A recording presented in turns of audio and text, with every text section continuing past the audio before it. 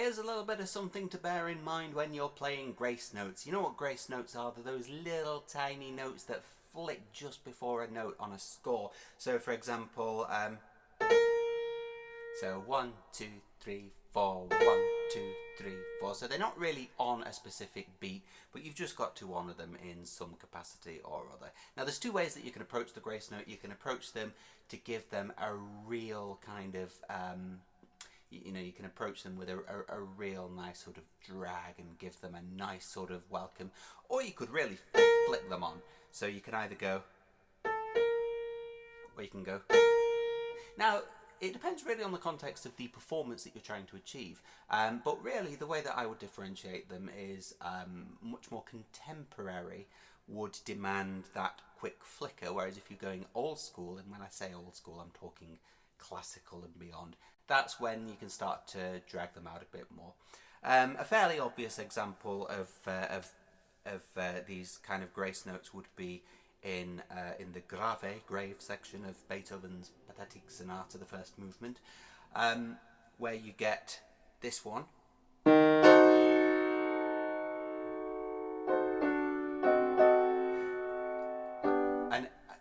The reason that you want to, I mean, that's a very, very slow passage of music anyway, so it's a lot easier to honour.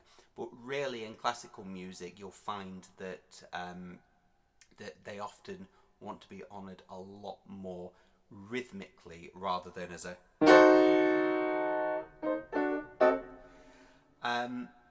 You'll also find a lot in classical that the intervals between the notes, so grace notes, don't tend to happen right next to the note next to it. So that's why that is an octave.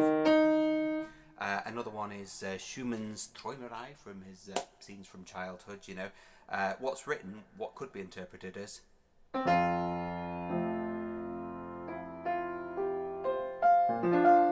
doing it without the score, but never mind.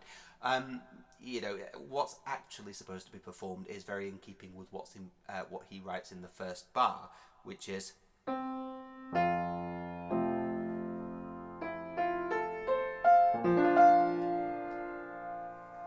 So that's something to bear in mind. Now, what you find is in a lot of contemporary music, you know, things like jazz and stuff like that, that you get the need for quicker grace notes, which, you know, part of it's because, you know, a lot of it's quicker anyway. The music is quicker anyway.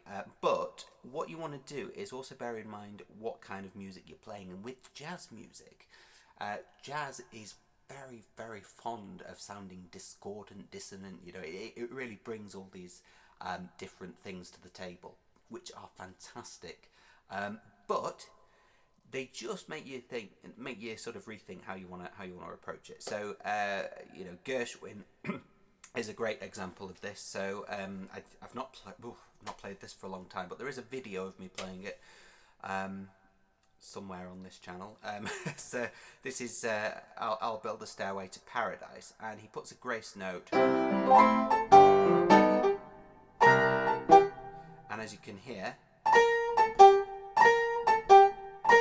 in typical difficult Gershwin style, he also puts it with an octave.